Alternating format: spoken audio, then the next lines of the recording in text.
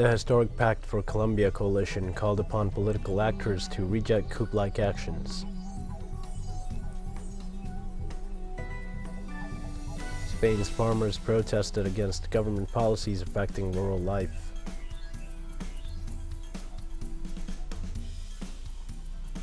The Chinese Aviation Authority confirmed a plane crash of the Eastern Airlines company.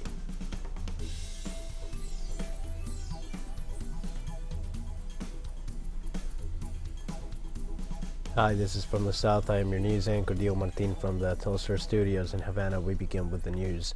The historic PAC coalition called upon Colombian political parties to reject coup-like actions after the recount of the votes. The head of the coalition, Gustavo Petro, stressed the importance of defending democracy and called all political parties to condemn the calls for a coup d'etat made by former President Álvaro Uribe and his Democratic Central Coalition, which also insists on disowning and boycotting Petro's victory after his political coalition won last Sunday's legislative elections. In spite of acknowledging numerous errors, director of the Electoral Observation Mission, Alejandra Barrios Cabrera, said that the entity does not have sufficient elements to point out the existence of fraud.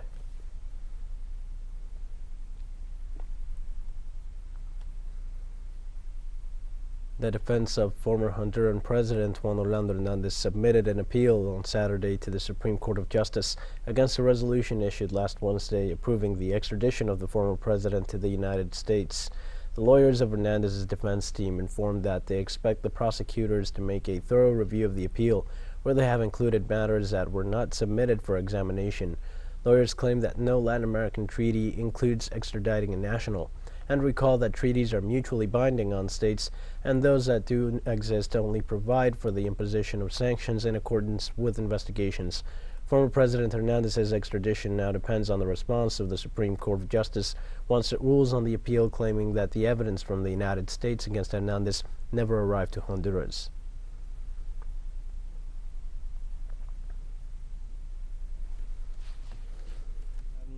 Supposedly videos, statements, or stuff. It might be said that the United States has them reserved, but the point is that they did not appear here.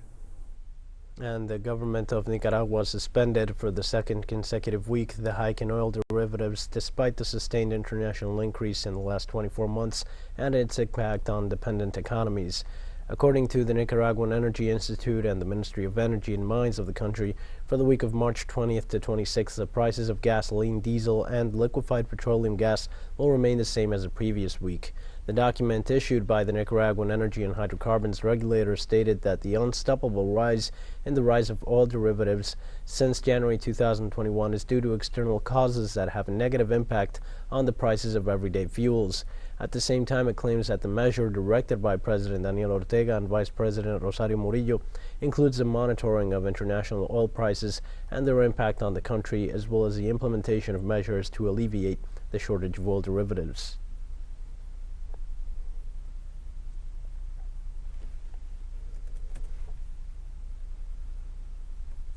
In the state bulletin, the Argentine executive power officialized the first two measures announced by President Alberto Hernandez: the creation of the Wheat Stabilization Fund and the modification of the current system of retentions on soy-derived products.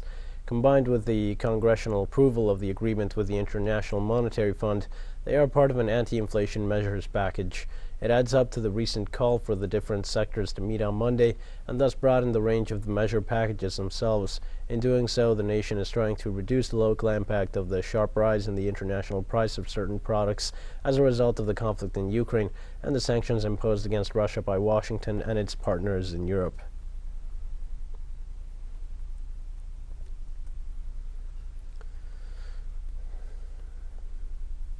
And in Haiti, Prime Minister Ariel Henry completed 8 months in office without reaching a consensus on the appointment of the members of the body responsible for calling elections in the country. The Prime Minister took office on July 20th, 2021, 13 days after the assassination of President Jovenel Moïse. Henry has set as a priority restoring order and organizing elections.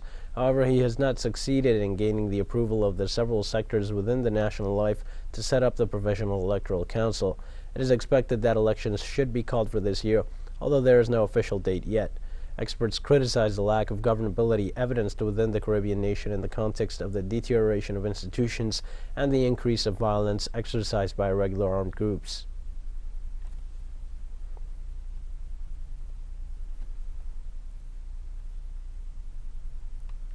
In Ecuador, since March 12th until next April 11th, there will be a new increase in a price per gallon of one kind of fuel, adding to the list of countries in the region which have also increased fuel prices. Let's see more details with our correspondent, Henry Pillajo. In Ecuador, the value of super gasoline and unsubsidized fuel has spiked above $4 per gallon in some gas stations, while the referential value is $3.98. This is a financial burden on consumers, and they are voicing their concerns about fuel prices and quality. Today we don't have good quality gasoline. It is not fair that oil is more expensive and we're spending more on subsidies. This is a poor quality gasoline. I have always used super gasoline because our extra gasoline is not good. Since 2018, the value of the gallon of super premium gasoline in the country depends on international macro prices and on the cost of an oil barrel, and this latest increase in its price is the highest recorded in recent years. The price of fuels has spiked, and one would expect the quality to improve accordingly, so we should expect the quality of this fuel to be the same as internationally, but that is not the case. Our super gasoline has 92 octanes, but it has 450 parts per million of sulfur, whereas elsewhere it is 10 parts per million. Because of the poor quality of this fuel, consumption has decreased. In January 2022, consumption was only 4.2% in marginal market, because the economic situation in the country forces consumers to focus on price rather than on quality. The increase in fuel prices has been the main reason why the economy has deteriorated. Since Lenin Moreno took office, fuel price increases have been a constant, and although the current government increased the cost of subsidized fuels like extra quality gasoline, diesel, and eco-country, the subsidies remain in place. This fact alone has been hindering the country's economy for the last 3 years. From 2019 to 2020, we have been experiencing a recession, and instead of improving, we see crisis after crisis, and now these oil price hikes. More recently, super gasoline price increased 80% because the price of the West Texas Intermediate is influenced by the situation in Ukraine. Henry Pillajo, TeleSUR, Ecuador. We're going to take a short break now. Please join us again after this.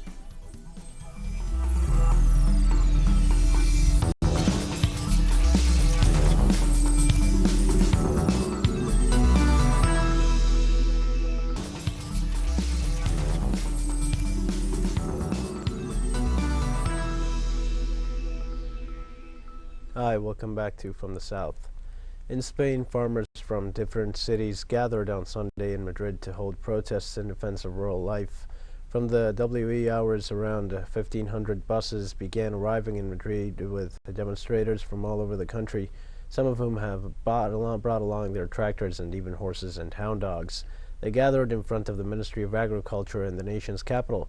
This demonstration, organized by a platform called 20M Rural, seeks vindication for the agricultural sector in the country. They're protesting recent increases in the cost of energy and raw materials and other policies which they say are stifling farmers.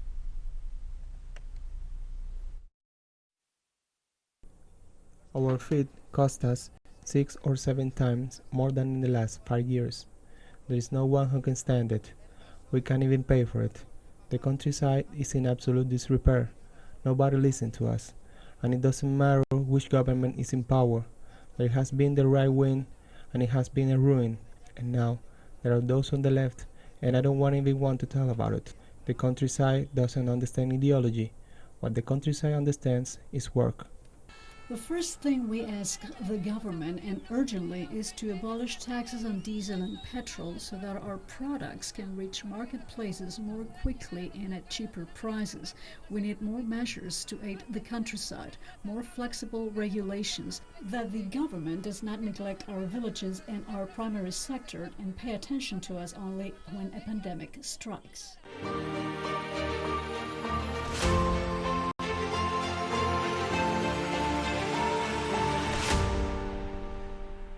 Russian army units delivered more than 75 tons of food supplies as part of the humanitarian aid provided by Moscow to the residents of Kherson and other neighboring regions. According to the Russian Defense Minister Sergei Shoigu, the humanitarian assistance includes cereals, noodles, sugar, canned food, potatoes, fruits, and other basic products. The shipment is intended to provide support to residents of the Ukrainian regions who are facing difficulties in procuring food due to the non-payment of salaries by the government and Ukrainian employers in the context of the conflict between Kiev and Moscow. The Russian official also informed that on Saturday, the army completed the evacuation of 112 Russian and foreign citizens who were transferred from the region of Kherson to Crimea. Meanwhile, authorities of the Joint Ceasefire Monitoring Center denounced the continued use of civilians as human shields by Ukrainian extremists.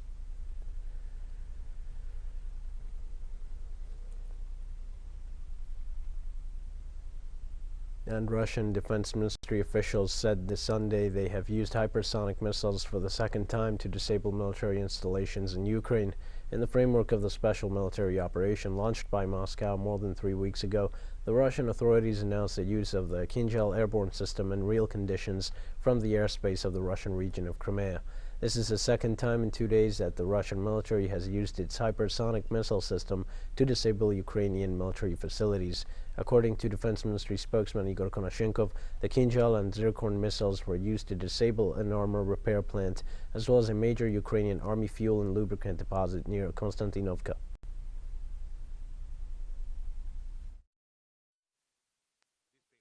Steering off from the waters of the Caspian Sea, sea-based cruise missiles caliber, as well as from the airspace over the territory of Crimea.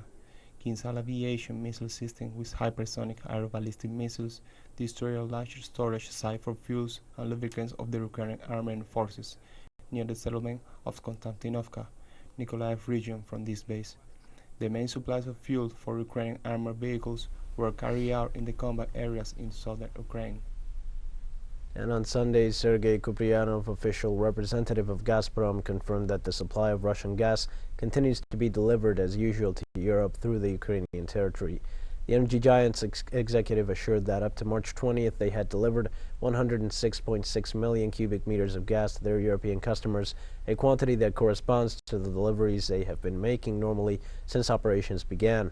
Likewise, after recognizing that in general terms, Europe has significantly increased its gas purchases from Russia due to the cold weather, the official disclosed that on Saturday the requests made by several countries of the European Union to the company amounted to 106.6 million cubic meters.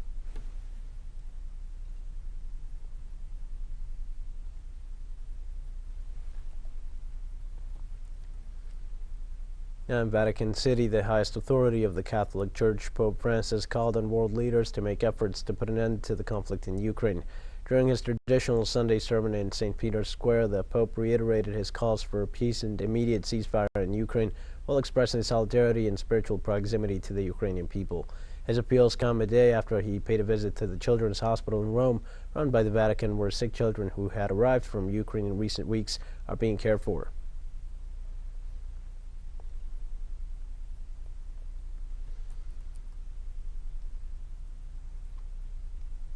In the United States, a shooting at a car show left at least 1 dead and 10 injured in the city of Duma in the state of Arkansas. This is a second registered firearms attack in that country in less than 24 hours. The local police department said the condition of the injured person is still unknown and that all of them have been taken to hospitals, though there is not much information available yet on the alleged attacker. Police officers and detectives arrived at the scene after a phone call reporting a shooting at the entrance of a local business. The Desha County Emergency Management Office reported that 2 separate incidents had also occurred. One was a high-speed chase, and the second one happened during a car show at a parking lot.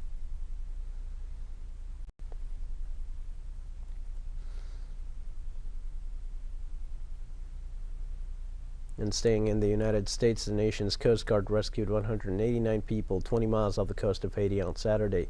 The castaways were trying to reach that country in search of a better life. The Coast Guard has said they have significantly increased patrolling in the area of the straits between Cuba and Haiti in view of the current wave of Haitian citizens trying to get to the United States.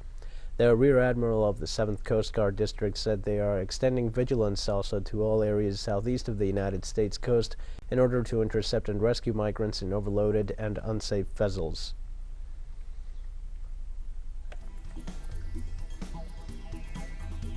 We have more news coming up after a final short break. Please stay with us.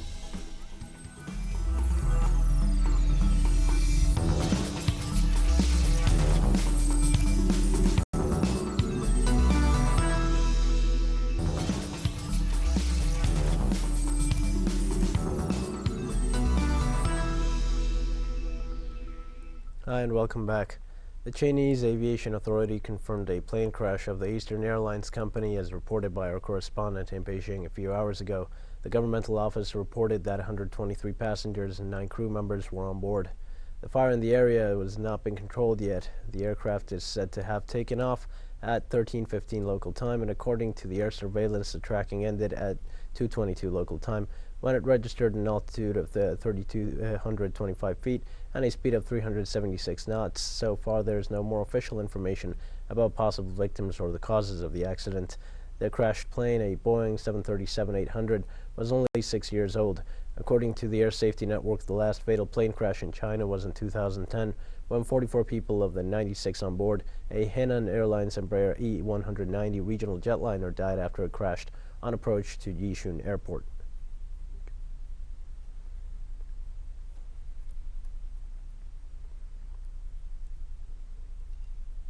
And the governments of China and Algeria issued a joint statement reaffirming strict respect for international law in Western Sahara.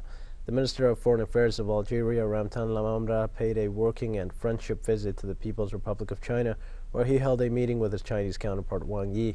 At the meeting, both sides exchanged views on their relations as well as on regional and international issues of common interest. The situation in Western Sahara was among the issues discussed by the diplomats, who agreed both countries will join efforts to reach a just and lasting solution within the framework of international law, mainly those relevant resolutions of the United Nations Security Council.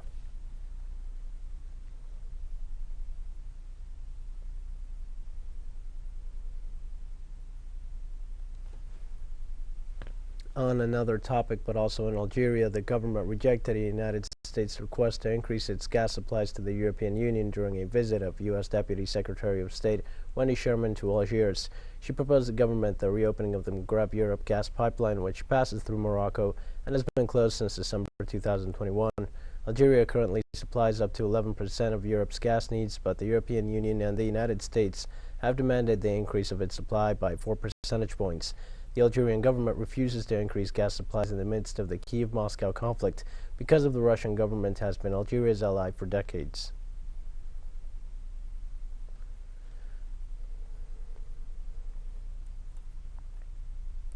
Operation Casamance in Senegal has caused the displacement of at least 6,000 people to Gambia.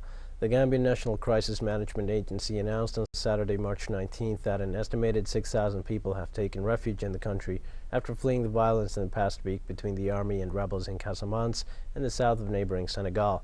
The Senegalese army launched an operation against the rebels of the Movement of Democratic Forces of Casamance and indicated that their main objective is to dismantle the bases of rebel military leader Salif Sadio, located along the northern border with the Gambia.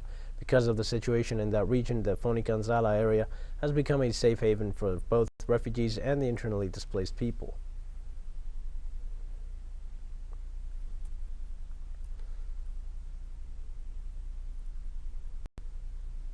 And thousands of Tunisians rallied in the capital Sunday, the country's Independence Day, to protest against President Kais Saied and the consultations over constitutional reforms he proposed. Protesters shouted phrases like "the people want to overthrow the president" and "no to consultations." The demonstration was organized by the Islamist-inspired Ennahda Party and a movement named Citizens Against the Coup. It is the latest in a series of demonstrations in the North African country since Said seized a host of powers after dismissing the government and freezing parliament on July 25th. Critics have dubbed the move a coup, and rights groups have warned that the country is sliding towards autocracy. Demonstrators also called for the release of the former head of the Bar Association, Abderrasek Kilani, arrested in early March on the orders of a military court on charges of disturbing public order with the intent to obstruct the application of law.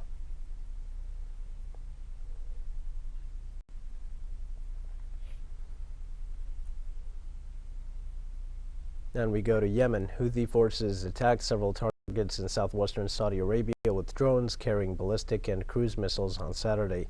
The attack targeted the Al-Shakik desalination plant, a facility of the state-owned company Aramco in Jizan, as well as a power plant in Daran al-Janub and a gas station in Khamis Mushait, according to a report issued by the kingdom-led military coalition set up to fight the Houthi militia in Yemen. According to the report, the industrial facilities and civilian cars and houses sustained damages. They also reported that the attack left no fatalities and did not affect the company's oil reserves.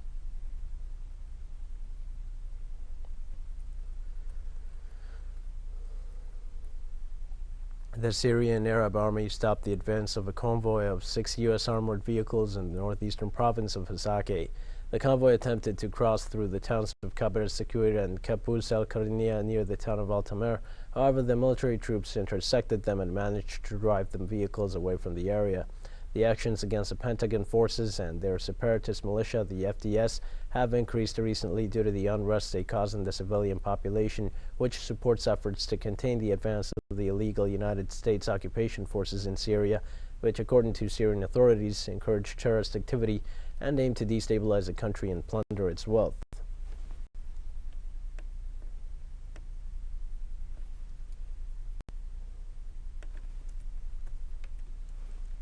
Venezuelan athlete Yulima Rojas broke her own record and won the gold medal on the last day of competition at the World Track and Field Championship in Belgrade, Serbia. The Venezuelan became the first three-time world champion with a jump of 15.74 meters, thus improving her own record of 15.43 from 2 years ago in Madrid, Spain. With this victory, Yulima Rojas became the first woman to win 3 triple jump competitions in a row in the history of indoor track and field.